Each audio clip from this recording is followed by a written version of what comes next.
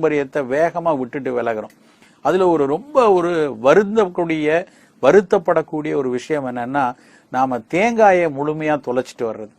இன்றைக்கு நிறைய வீடுகள்ல தேங்காயை பார்த்தாலே பதறக்கூடிய, பயப்படக்கூடிய ஒரு மனநிலை வந்துருச்சு. இன்னும் வேடிக்கையாக சொல்ல போனால் தேங்காயை பல வீடுகள்ல பிள்ளையாருக்கு மட்டும்தான் காட்டுவாங்க, மற்ற யாருக்கும் தேங்காயே வேண்டாம். ஏன்னா தேங்காயே உடல் நலத்துக்கு ரொம்ப கெடுதியான விஷயம், தேங்காய் கொலஸ்ட்ராலை ஏத்திரும், தேங்காய் நல்லதில்லைன்னு ஒரு பெரிய ஒரு மடத்தனமான ஒரு மித்து நம்மளுடைய பல தமிழ் குடும்பங்கள் மத்தியில பரவிக்கிட்டே வருது. என்ன காரணம் அப்படின்னா, அடிப்படையில இடைக்காலத்துல ஒரு 20-30 ஆண்டுகளாக தொடர்ந்து தேங்காய் நிறைய சாப்பிட்டா உடல் எடை குண்டாயிரும், தேங்காய் நிறைய சாப்பிட்டா கொலஸ்ட்ரால் ஏறிடும் ரத்தத்துல, அதனால தேங்காயை சாப்பிடக்கூடாதுன்னு சொல்லி மருத்துவ உலகமும் கூட தொடர்ந்து வலியுறுத்தினதுனால பல வீடுகள்ல இன்றைக்கு தேங்காயை பயன்படுத்துறதே இல்லை. இது மிக மிக தவறான ஒரு விஷயம். ஏன் தவறான விஷயம்னா, முதல்ல இந்த தேங்காயை பற்றி இப்படியாக வந்த செய்திகளுக்கு பின்னாடி இருக்கக்கூடிய வணிக விஷயங்களை நம்ம புரிஞ்சுக்கணும். தேங்காய் ஒருவேளை நமக்கு மாரடைப்பை உருவாக்கக்கூடிய பொருளா இருந்ததுன்னா, கிட்டத்தட்ட நமக்கெல்லாம் தெரிந்தும் தெரியாமலும் 4000-5000 ஆண்டுகளாக 3 வேளையும் தேங்காய் சாப்பிடக்கூடிய பல மக்கள் கேரளத்துல இருக்காங்க, இலங்கையில இருக்காங்க, தைவான்ல இருக்காங்க, பிலிப்பைன்ஸ்ல இருக்காங்க, மலேசியாவில் இருந்தார்கள், தமிழகத்திலும் மிக அதிக அளவுல இதெல்லாம் பயன்படுத்தினாங்க. அப்ப அவ்வளவு பேருக்கு மாரடைப்பு மட்டும்தானே வந்திருக்கணும், அப்படியெல்லாம் வரவே இல்லையே. ஏன் அப்படி தேங்காயை இன்றைக்கு மொத்தமா ஒதுக்குறோம் அப்படின்னு பார்த்தா, 60களில் ஒரு பெரிய ஆய்வுகள் நடந்தது.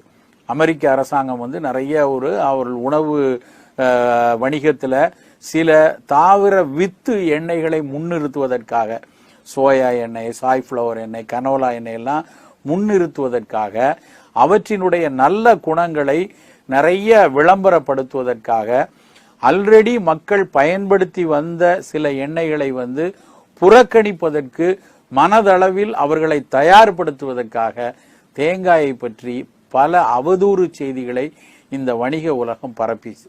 என்ன சொன்னாங்க அப்படின்னா, தேங்காயில நிறைய சேச்சுரேட்டட் ஃபேட் இருக்கு. இந்த சேச்சுரேட்டட் ஃபேட், லாரிக் அமிலம் சொல்லக்கூடிய இந்த சேச்சுரேட்டட் ஃபேட் நேரடியாக இதயத்தினுடைய இரத்த குழாய்கள்ல எல்லாம் படிஞ்சு மாரடைப்பை உண்டாக்கிறோம், அதனால தேங்காய் எண்ணெயை சாப்பிடாதீங்க, தேங்காயை சாப்பிட்டா கூட அந்த எண்ணெயினுடைய சத்து உள்ள போயிடும்னு சொல்லி தொடர்ந்து சொல்ல ஆரம்பிச்சாங்க.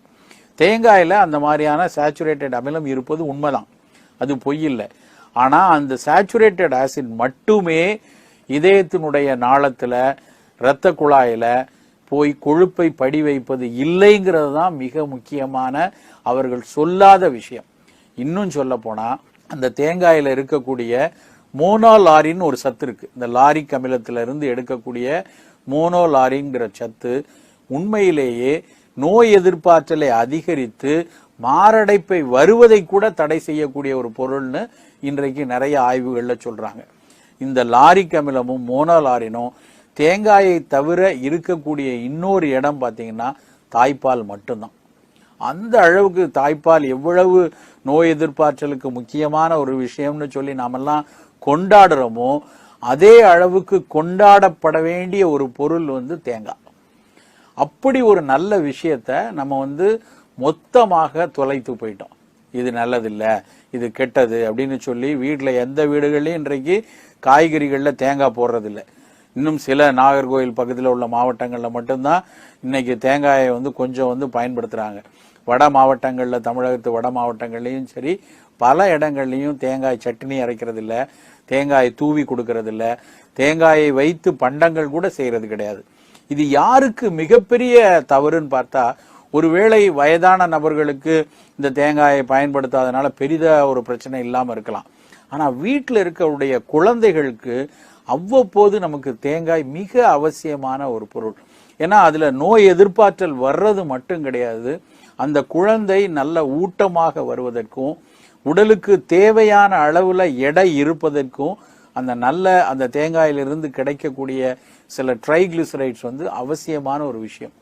ஆனா அதை எல்லாத்தையும் குழந்தைங்க இழந்துட்டு வராங்க. உண்மையிலேயே தேங்காயினுடைய சுவை நிறைய குழந்தைகளுக்கு பிடிக்கும்.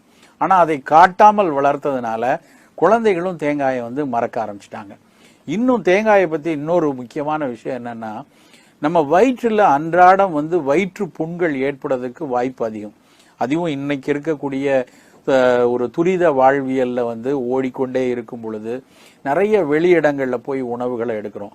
நிறைய கண்ட உணவுகள், அறிமுகம் இல்லாத உணவுகளை வந்து அவசியம் இல்லாத பொழுதுகள்லையோ இல்ல வந்து ஒரு நாகரிகம் கருதியோ சாப்பிட்டு நிறைய பேருக்கு வந்து வயிற்று புண்கள் உண்டு. அந்த வயிற்று புண்களை ஆற்றுவது வந்து தேங்காய் பால் வந்து அவ்வளவு சிறப்பான ஒரு உணவு. இந்த தேங்காய் பால்லையே வீட்டில் குழம்பு செய்வாங்க. தெற்கத்தி மக்கள் பார்த்தீங்கன்னா சொதி அப்படின்னு ஒரு பொருள் செய்வாங்க. தேங்காய் பாலில் நிறைய பாசி பருப்பும் சேர்த்து அந்த தேங்காய் பால் சொதிங்கிறது ரொம்ப பிரபலமான ஒரு உணவு திருநெல்வேலி பக்கத்தில். அப்புறம் தேங்காய் பாலை எடுத்து மணத்தக்காளி கீரையோடு சேர்த்து ஒரு கூட்டு மாதிரி கறி மாதிரி செய்வாங்க. அது எல்லாமே உடலை குளிர்ப்பிச்சு வயிற்று புண்களை ஆற்றக்கூடிய ஒரு மிகச்சிறந்த உணவு. தேங்காய் பாலுக்கு மட்டும்தான் குடல்ல புண்களை ஆற்றக்கூடிய பெரும் ஆற்றல் வந்து மணத்தக்காளி கீரையை தாண்டி இருக்கக்கூடிய ஒரே பொருள் தேங்காய் பால் மட்டும்தான். ஒரு குழந்தை ரொம்ப பியூனியா இருக்கு, எவ்வளவு சாப்பிட்டாலும் அந்த குழந்தை எடை போட மாட்டேங்குது, மெலிந்தே இருக்குது அப்படின்னா அந்த குழந்தைக்கு நல்ல தேங்காய் பாலும் ஆப்பமும் சேர்ந்து கொடுத்தா அந்த உணவுலேயே அந்த குழந்தைக்கு வந்து உடல் எடை கூடும். வீட்டில் நொறுவலாக சாயந்தர நிலையில அந்த குழந்தைக்கு ஏதாவது சாப்பிட கொடுக்கணும்னா வெறும் பொட்டுக்கடலையும் தேங்காய் துருவலையும் சேர்த்து கொஞ்சம் நாட்டு வெல்லத்தை தூவி அந்த குழந்தைக்கு கொடுத்தோம்னா கண்டிப்பாக அந்த குழந்தையினோட எடை வந்து நல்லா கூட ஆரம்பிக்கும். இதை தவிர ஒரு குழந்தை வந்து கொஞ்சம் 9-10 மாதத்துல பிறக்க வேண்டிய குழந்தை ஒரு 4-5 வாரங்களுக்கு முன்னாடியோ இல்லைன்னா சில நேரங்கள்ல வந்து 7.5 மாதம் 8 மாதத்துல ஒரு மகவு பிறந்துருச்சு அப்படின்னா அந்த குழந்தையை வந்து ரொம்ப போற்றி பாதுகாத்து கொண்டு வரணும். ஏன்னா கருப்பைக்குள்ள இருக்க வேண்டிய கடைசி 6-7 வாரம் அந்த பாதுகாப்பை விட்டு வெளியேறி இந்த பிரபஞ்சத்துல வந்து இருக்கும் பொழுது அந்த குழந்தைக்கு ஈஸியாக தொற்று நோய்கள் வரக்கூடிய வாய்ப்புகள் அதிகம். குறிப்பா நுரையீரல் தொற்று நோய்கள் வரக்கூடிய வாய்ப்புகள் அதிகம். அதை தாண்டி அந்த கடைசி 2-7-8 வாரங்கள்ல அந்த தோல் நல்ல கொழுப்பு படிதல் ஏற்பட்டு ஒரு பக்குவமாக அதனுடைய தோலுக்கு அடியில வந்து கொழுப்பு வர வேண்டிய காலத்துல அது வெளியே வந்துறதுனால ரொம்ப ஒரு பியூனிக்கா இருக்கக்கூடிய அந்த குழந்தைக்கு அதனுடைய உடல் எடையை கூட்டுவதற்கு அந்த காலத்துல என்ன செய்வாங்க அப்படின்னா செக்குல ஆட்டுன அந்த தேங்காய் எண்ணெயவோ இல்லைன்னா அந்த தேங்காய் பாலை தான் அந்த குழந்தை நல்ல வீனிங் ஃபுட்டுக்கு வரும் பொழுது ஒரு 5-6 மாதங்கள்ல தாய்ப்பால் முடிச்சு அதுக்கப்புறம் திட உணவு ஆரம்பிக்கும் பொழுது அந்த தேங்காய் செக்குல ஆட்டின எண்ணெயை தான் அதுல கொஞ்சம் சேர்த்து கொடுப்பாங்க. தேங்காய் பாலை வந்து சேர்த்து ஊற்றி கொடுப்பாங்க. அப்போ அந்த குழந்தை எடை வந்து மடமடன்னு ஒரு 9-9.5 மாதத்துல பிறந்த குழந்தையினுடைய எடையை ஒட்டி வேகமாக ஒட்டி வரும். இன்றைக்கு நவீன மருத்துவ உலகத்திலையும் கூட இது மாதிரி வந்து ஒரு சில நேரத்துல ட்வின் பேபியா வர்றதுல ஒரு குழந்தை ரொம்ப மெலிந்து இருந்தாலோ இல்ல சீக்கிரமாக பிறந்த குழந்தைக்கு மெலிவாக இருந்தாலோ நவீன மருத்துவத்தில் குழந்தை மருத்துவர்கள் கொடுக்கக்கூடிய மருந்துலையும் இந்த கோகனட் ஆயில்ல இருந்து எடுக்கக்கூடிய ட்ரைகிளிசரைட்ஸை தான் நேரடியாக அதிக விலை உயர்ந்த மருந்துகளாக அவங்க கொடுக்கறாங்க. அந்த அளவுக்கு தேங்காய் வந்து நம்மளுடைய வாழ்வுக்கு மிக மிக அத்தியாவசியமான ஒரு பொருள். வயிற்று புண்களை போக்குறதோட சேர்ந்து நிறைய பேருக்கு அடிக்கடி வாய்ப்புண் வரும். இந்த வாய்ப்புண்ணுக்கு வந்து ஒரு தடவை மருந்து எடுத்தா போகாது, திரும்ப அடுத்த 2 வாரத்துல மீண்டும் வாய்ப்புண் வரும். அந்த வாய்ப்புண்ணால வந்து நல்ல உணவை சவைத்து சீரணிக்க கூட வந்து ரொம்ப தயங்குவாங்க. நிறைய புண்கள்னால எரிச்சல் வரும். இந்த வாய்ப்புண்ணுக்கு முன்னாடிலாம் என்ன நினைச்சிருந்தாங்க அப்படின்னா ஒன்லி விட்டமின் டெஃபிஷியன்சினால வருது அப்படின்னாங்க. அதுக்கப்புறம் நிறைய பேர் வந்து லாக்டோபாசிலஸ் டெஃபிஷியன்சினால வருது அப்படின்னாங்க. அதுக்கப்புறம் சொன்னாங்க இல்ல மன அழுத்தம் நிறைய இருக்கிறவங்களுக்கு தான் வாய்ப்புண் அதிகமா வருதுன்னு.